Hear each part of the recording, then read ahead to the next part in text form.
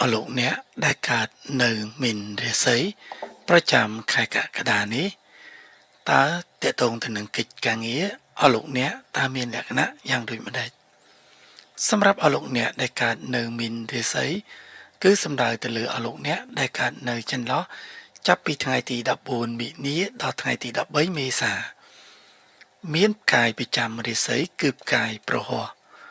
ចូលដល់ខែកក្កដានេះរាសីរបស់លោកអ្នកតាក់ទងទៅនឹងកិច្ចការងារហាក់បីដូចជាមានបញ្ហាដែលលោកអ្នកត្រូវដោះស្រាយនិងគួរយកចិត្តទុកដាក់ទៅលើកិច្ចការងារឲ្យបានល្អជៀសវាងធ្វើឲ្យលោកអ្នកអាចមានកំហុសកើតឡើងឬត្រូវស្ដីបន្ទោសពីមេការឬច្បាយនេះជាដើមទោះបីជាយ៉ាងណាក៏ដោយចូលដល់ខែកក្កដានេះអស់លោកអ្នកគួរតែមានភាពអំណត់អត់ធ្មត់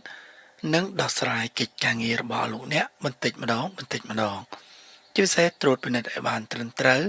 រាល់កិច្ចសន្យាផ្សេងៗតកតងទៅនឹងអស់លោកអ្នកដែលកើតនៅមីនរាសី